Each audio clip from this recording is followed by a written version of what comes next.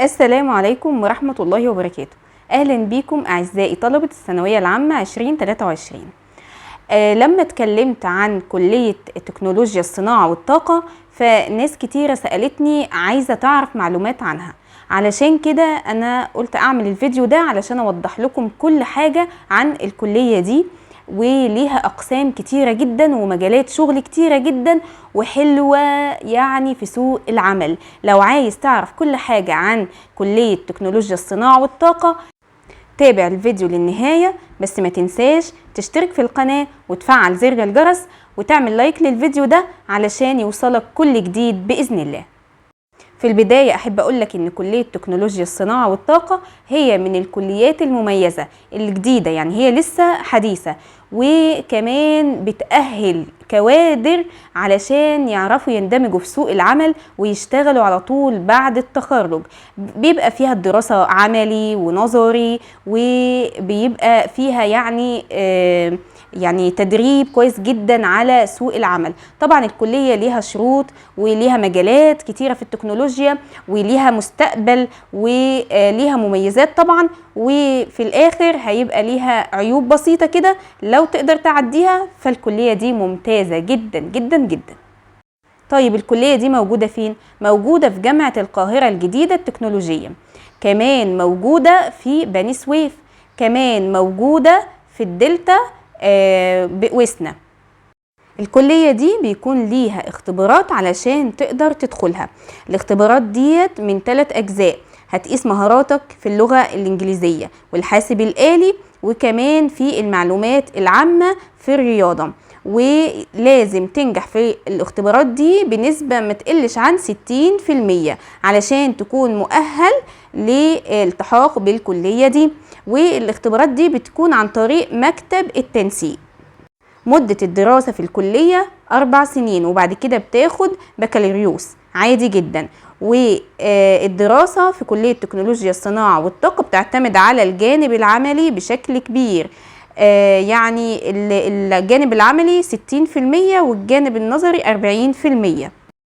انا شايفة ان دي حاجة كويسة جدا جدا لانها بتأهلك ازاي هتشتغل وازاي تتعامل مع سوق العمل، علشان لو كل الدراسة نظري فانت بتحتاج تاخد كورسات علشان تؤهلك للحياة العملية وانك تلاقي فرص عمل في سوق العمل.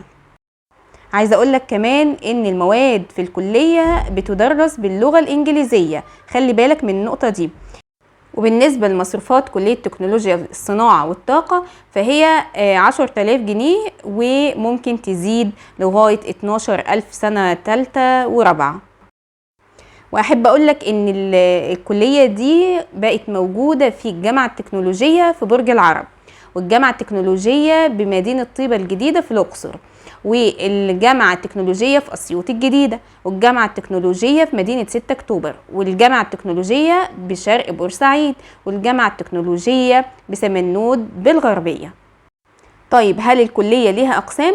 أيوة ليها أقسام كتيرة وكلها أقسام حلوة جدا مطلوبة في سوق العمل. يلا بينا نعرف ايه هي الأقسام دي. أول قسم معانا قسم تكنولوجيا الميكاترونكس، وده قسم من الأقسام الموجودة في الكلية، متخصص في الصناعة والطاقة، ويعني بيجمع الدراسة في القسم بين هندسة الميكانيكا والإلكترونيات والكهرباء وأنظمة التحكم والبرمجة، ويعني محتاجينه جدا في سوق العمل المحلي والعالمي في الصناعة، في التصميم، في التصنيع. يبقى ده أول قسم معانا وهو حلو جدا. القسم التاني معانا قسم أوتوترونكس، وده بيركز على ميكانيكا السيارات. هتدرس ميكانيكا تطبيقية وحرارية للسيارات وتحليل أنظمة ميكانيكية في التصميم والنمذجة والاهتزازات، يعني هيخليك عندك خبرة في هندسة السيارات، وده برضو قسم حلو جدا ومطلوب جدا جدا. كمان القسم الثالث معانا قسم تكنولوجيا المعلومات. القسم ده يعني بتدرس فيه مجالات تقنية هامة زي أساسيات التكنولوجيا المعلومات والعلوم والحاسبات وهندسة الكمبيوتر وقواعد البيانات والشبكات والإدارة الإلكترونية والمعلوماتية ومجالات الاتصالات، برامج الحوسبة والأنظمة المعلوماتية والشبكية. يعني هتدخل في عالم الكمبيوتر، وده قسم مهم جدا برضو ومطلوب في سوق العمل جدا جدا. القسم الرابع قسم الطاقة الجديدة والمتجددة. القسم ده بتدرس فيه الصناعة والطاقة الهامة والأنظمة الطاقة المتجددة المختلفة، ومن حيث الجانب التكنولوجي والتطبيقي، وهتدرس فيه أنظمة الطاقة الشمسية والكهروضوئي والحراري وطاقة الرياح والطاقة النووية والطاقة الحرارية. برضو قسم مهم جدا ومطلوب في سوق العمل. القسم الخامس معانا قسم تكنولوجيا الأطراف الصناعية والأجهزة التقويمية.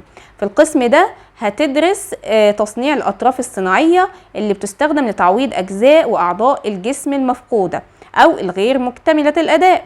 والقسم ده يعني مهم جدا ومطلوب في سوق العمل في مصر وخارج مصر، لأن الاتجاه دلوقتي ماشي في الاتجاه بتاع الأجهزة التعويضية. القسم السادس معانا قسم تكنولوجيا إنتاج ونقل ومعالجة البترول. في القسم ده هتدرس عمليات إنتاج ومعالجة ونقل البترول والغاز الطبيعي، بالإضافة لضبط الجودة والسلامة والصحة المهنية. والقسم ده يعني موجود في جامعة القاهرة الجديدة التكنولوجية، والقسم ده بياخد عدد قليل قوي من الطلبة لأن هو مهم جدا جدا ومطلوب قوي في سوق العمل. طيب أنا لو دخلت الكلية دي ايه المجالات اللي انا ممكن اشتغلها لما اتخرج ان شاء الله؟ ممكن تشتغل في صيانة وتصميم الماكينات بالمصانع، الاشراف على خطوط الانتاج وانظمة التحكم في المصانع، العمل في مجال تصنيع السيارات وصيانتها، تصميم وصيانة الانظمة الهيدروليكية زي الشاحنات والجرافات، المصاعد ممكن تشتغل فيها. كمان ممكن تشتغل في تصميم المحركات والأجهزة والمعدات في شركات التصميم الهندسي. كمان ممكن تشتغل في شركات تصنيع وصيانة واستيراد السيارات. وكمان ممكن تشتغل في إشراف هندسي وإدارة أقسام الصيانة. وكمان ممكن تشتغل في قطاع الصناعة أو التجارة العامة. ممكن تشتغل في محطات توليد الطاقة الشمسية وطاقة الرياح. ممكن تشتغل كمان في محطات توليد ونقل الطاقة الكهربائية المتجددة. يعني مجالات حلوة جدا وهي اللي مطلوبة دلوقتي في سوق العمل. كمان ممكن تشتغل في محطات توزيع الكهرباء، ممكن تشتغل في مؤسسات حكومية أو مؤسسات خاصة، ممكن تشتغل في وحدات صيانة شركات توزيع الطاقة، ممكن تشتغل في التقنيات الرقمية، ممكن تشتغل كمان في تركيب وصيانة شبكات الكمبيوتر، ممكن تشتغل في نظم المعلومات في المؤسسات المختلفة، ممكن تشتغل في صيانة الكمبيوتر. يعني مجالات كتيرة كتيرة ومتعددة ومطلوبة في سوق العمل. طيب ايه هي مميزات كلية تكنولوجيا الصناعة والطاقة؟ اول حاجة ان الدراسة بتعتمد على الجانب التطبيقي والعملي. تاني حاجة ان الكلية بتوفر لك معامل واجهزة علشان تدربك على احدث التكنولوجيا. تالت حاجة انها بتضمن لك وظيفة بعد ما بتخلص ان شاء الله التخرج. وده ليه؟ لان الكلية بتبقى عاملة يعني عقود كده مع شركات تصنيع وهيئات، فممكن ان انت لو تميزت وكنت شاطر انك تشتغل على طول بعد التخرج في الشركات دي. كمان ممكن تخرج لسوق العمل مبكر وانت يعني بتدرس، ممكن كمان تشتغل، او ممكن ان انت تاخد سنتين بس فتبقى زي ايه معهد متوسط كده لو انت عايز تشتغل على طول.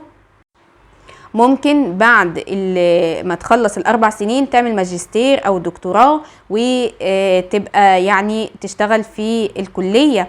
كمان في احتمالية ان هم يعينوك معيد، لان الكليات دي يعني جديدة ومحتاجة معيدين كتير وفي اماكن كتير، فليك فرصة كبيرة قوي انك لو شاطر تتعين معيد في الكلية ان شاء الله.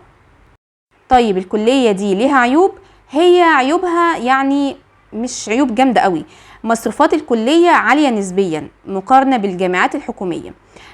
تاني حاجة بيبقى فيها اغتراب لان هي مش موجودة في كل الاماكن او كل المحافظات. كمان طبيعة الدراسة فيها ممكن تكون مرهقة شوية لان هي فيها عمل كتير وتدريب كتير اثناء الدراسة.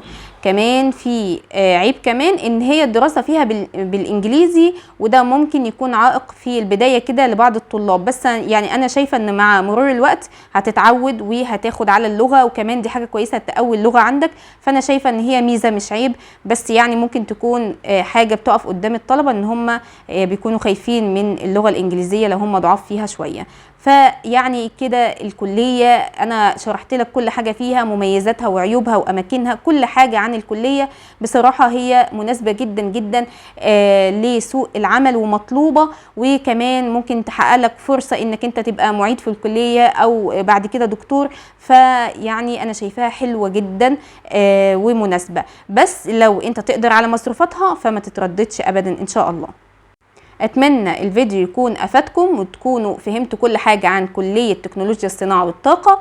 ان شاء الله تابعونا علشان احنا هننزل لكم على طول فيديوهات مهمة عن الثانوية العامة. وما تنساش تشترك في القناة وتفعل زر الجرس وتعمل لايك للفيديو وشير لكل اصحابك علشان تفيدهم ان شاء الله. استنونا وفيديو جديد، وبالتوفيق لكل الطلبة ان شاء الله.